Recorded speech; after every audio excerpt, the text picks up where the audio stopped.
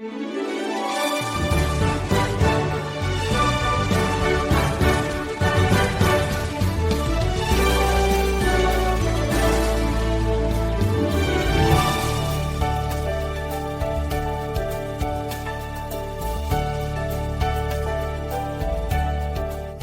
ने वाचा का संदूक इजराइल को वापस करने के बाद भगवान ने अपने लोगों को 20 साल दिए यह सोचने के लिए कि क्या हुआ था। अब वाचा इजराइल में वापस आ गई थी, लेकिन यह तंबू में नहीं थी। वास्तव में शिलोह, जहां संदूक रहा करता था, ऐसा लगता है कि उसे फिलिस्तीनियों ने नष्ट कर दिया था। याद रखें कि फिलिस्तीनी खतरा खत्म नहीं हुआ है, लेकिन यह सब इजराइल के भगवान के खिलाफ विद्रोह का परिणाम है।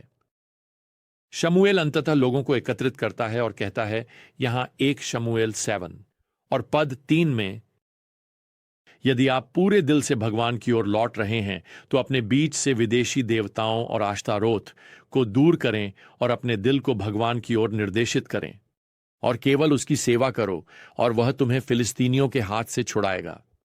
मैं चाहता हूं कि आप यहां कई क्रियात्मक क्रियापदों पर ध्यान दें। हम इन क्रियापदों को पुनरुत्थान के क्रियापद कह सकते हैं। पहले शमूएल कहता है उन्हें लौटने की जरूरत है, यानी उस तरह की जिंदगी की ओर लौटना जो भगवान को पसंद आई। यहां दूसरी क्रिया है दूर रखना या हटा दो। जब तक आप उन सभी विदेशी देवताओं और मूर्तियों को नहीं हटा देते, तब तक आप परमेश्वर के साथ चलने के लिए वापस नहीं आ सकते जिनका उन्होंने अनुसरण किया है। तो अब ये विदेशी देवता सपोजिडली उन्हें सफलता का वादा करते हैं, लेकिन जीवन में असली सफलता केवल असली भगवान का अनुसरण करने में है।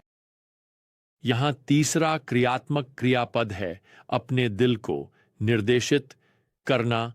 अपने दिल को भगवान की ओर निर्देशित करें।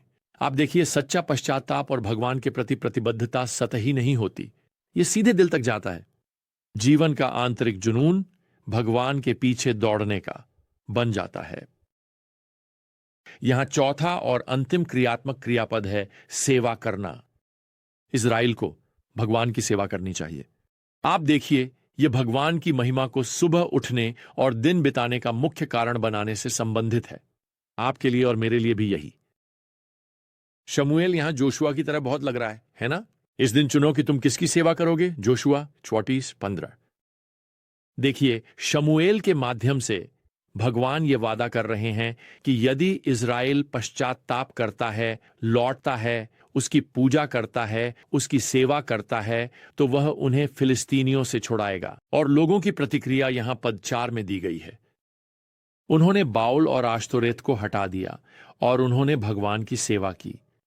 केवल यहां पद 5 और 6 में फिर शमूएल ने कहा, इस्राएल को मिज्पा में इकट्ठा करो और मैं आपके लिए भगवान से प्रार्थना करूंगा। तो वे मिज्पा में इकट्ठा हुए और पानी निकाला और उसे भगवान के सामने उड़ेल दिया और उस दिन उपवास रखा और वहां कहा, हमने भगवान के खिलाफ पाप किया है।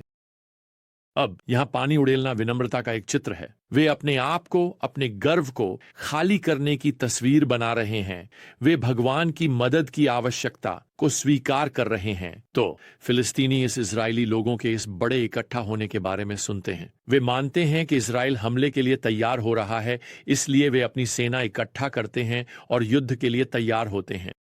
जब फिलिस्तीनी इजराइल के करीब आते हैं, पद 9, शमूएल ने एक दूध पीते मेमने को लिया और उसे भगवान के लिए बलि चढ़ाया। शमूएल ने इजराइल के लिए भगवान से पुकारा, भगवान ने उसे उत्तर दिया। तो भगवान कैसे उत्तर देते हैं?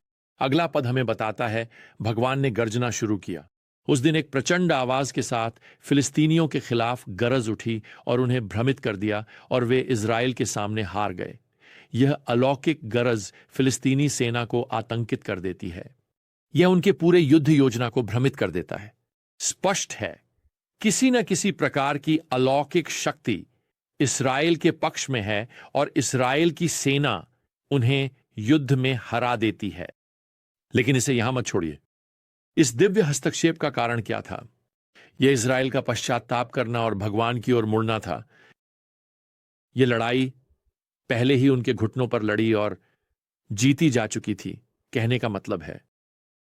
तो इस विजय के बाद पद 12 हमें बताता है कि शमूएल ने एक पत्थर लिया और उसे मिज्पा और शेन के बीच स्थापित किया और उसका नाम एबेनेजर रखा। एबेनेजर का मतलब है सहायता का पत्थर। देखो, यह एक स्मारक पत्थर है जो इज़राइल के पुनरुत्थान और भगवान की प्रतिक्रिया को याद दिलाएगा जब उन्होंने उन्हें विजय दी। अब अध्याय 7 के अंतिम पद हमें बताते हैं कि शमूएल इज़राइल के न्यायाधीश के रूप में आगे बढ़ता है। लेकिन दुख की बात है, जबकि उसका देश पर एक धार्मिक प्रभाव है, आप विश्वास नहीं कर सकते, लेकिन उसके अपने बेटे भगवान का अनुसरण नहीं करते। शमूएल ने उन्हें न्यायाधीश के रूप में नियुक्त किया था, लेकिन हम यहां अध्याय 8 और पद 3 में पढ़ते हैं कि शमूएल के बेटों ने रिश्वत ली और न्याय को विकृत किया। ओह, जितना कठिन है इसे कल्पना करना। शमूएल के बेटे अंततः एली के बेटों की तरह ही व्यवहार करते हैं। और प्रियजनों, यहां फिर से हमें याद दिलाया जाता है कि धार्मिक माता पिता के पास अधार्मिक बच्चे हो सकते हैं। आप जानते हैं, आज के माता पिता किसी न किसी तरह का मजबूत फॉर्मूला चाहते हैं जो एक धार्मिक बच्चे को पैदा करे, लेकिन बाइबल हमें ऐसा नहीं देती। बाइबल हमें अपने बच्चों को पालने के लिए धार्मिक दिशा निर्देश देती है। तो अपने बच्चों को सुसमाचार सिखाओ। आपको ऐसा करना चाहिए। उन्हें भगवान के वचन की सच्चाइयां सिखाएं। उन्हें शास्त्र की शिक्षाओं का पालन करने के लिए प्रेरित करें और फिर उन्हें दिखाएं कि यह कैसा दिखता है। उनके लिए प्रार्थना करना कभी मत छोड़ो। लेकिन बस याद रखें मां और पिता कि केवल भगवान ही आपके बच्चों की आंखें खोल सकते हैं। आप उन्हें विश्वास करने के लिए मजबूर नहीं कर सकते। आप उन्हें ऐसा नहीं करवा सकते। भगवान के साथ चलो। इसलिए जैसा कि मैंने पहले कहा है, अगर आपके बच्चे धार्मिक बनते हैं, आप इसके लिए श्रेय नहीं ले सकते। आप भगवान की प्रशंसा करें। लेकिन अगर वे अधार्मिक बनते हैं तो सुनिश्चित करें कि आप इसके लिए भी दोष न लें। भगवान से प्रार्थना करते रहें। मुझे लगता है कि आज के बहुत से माता पिता या तो दोष ले रहे हैं या श्रेय। अब सैमुअल के बेटों के बारे में इस दुखद खुलासे के बाद हमें बताया गया है कि लोग एक राजा की मांग करने लगते हैं, जैसे कि अन्य राष्ट्रों ने किया है। पद 4 यहां कहता है, इज़राइल के बुजुर्ग सैमुअल के पास रामाह में आए और उनसे कहा, देखो, आप बूढ़े हो गए हैं और आपके बेटे आपके रास्तों पर नहीं चलते। अब हमारे लिए एक राजा नियुक्त करें जो हमें न्याय करे, जैसे सभी राष्ट्रों के पास है। खैर, सैमुअल उम्र में बढ़ रहे हैं। उसके बेटों से उसकी बुद्धिमान धार्मिक नेतृत्व को जारी रखने की कोई उम्मीद नहीं है। तो लोग सैमुअल से पूछते हैं, आप जानते हैं, हमारे लिए एक राजा नियुक्त करें। अब सतह पर यह एक उचित अनुरोध की तरह लगता है, लेकिन यहां एक गंभीर आध्यात्मिक समस्या है। देखो, इस राजा की मांग के पीछे यह भगवान के नेतृत्व का अस्वीकृति है।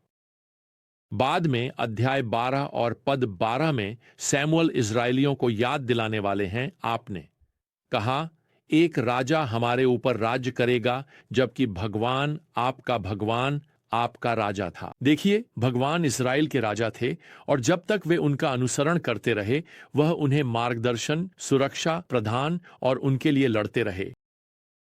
इज़राइल एक अनोखा राष्ट्र है। इसे हम एक धर्मतंत्र कहते हैं। यह सीधे भगवान द्वारा शासित है। लोग एक राजतंत्र चाहते हैं। वे एक भौतिक राजा द्वारा शासित होना चाहते हैं। वे भगवान को किनारे करना चाहते हैं और इसके बजाय एक मानव राजा चाहते हैं।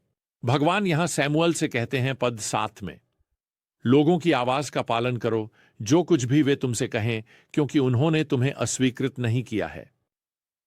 उन्होंने मुझे उनके ऊपर राजा होने के लिए अस्वीकृत कर दिया है। अब मैं आपको बताना चाहता हूं, भगवान इनमें से किसी भी चीज से हैरान नहीं है।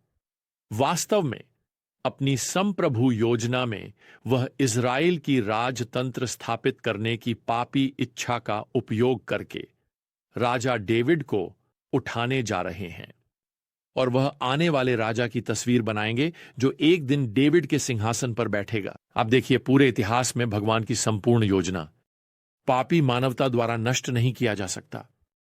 लेकिन अब इस्राएल की इच्छा की त्रासदी को मत छोड़िए कि वे उन सभी अन्य राष्ट्रों की तरह बनना चाहते हैं। उनके पास पहले से ही एक राजा के सभी लाभ थे जो दयालु, प्रेमपूर्ण और शक्तिशाली था। ओह, लेकिन वे एक दृश्यमान प्रभावशाली मानव राजा चाहते हैं, जैसे सभी अन्य राष्ट्र। और मैं आपको बताना चाहता हूं, राजा उन्हें बहुत सारी कठिनाइयां लाने वाला है। जैसे सैमुअल उन्हें चेतावनी देते हैं अगले पदों में। तो आज मैं आपसे पूछता हूं प्रिय, आपकी इच्छा क्या है? आज आपके दिल और जीवन में राजा कौन होगा?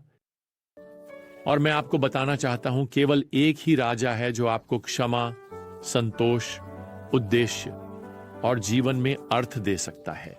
वह दिखाई नहीं देता। इस बिंदु पर वह अभी भी अदृश्य है, लेकिन वह और कोई नहीं है, और राजा यीशु। तो जब तक हमारा अगला अध्ययन एक साथ न हो, प्रभु यीशु मसीह की कृपा, भगवान का प्रेम और पवित्र आत्मा की संगति आप सभी के साथ रहे। आमीन।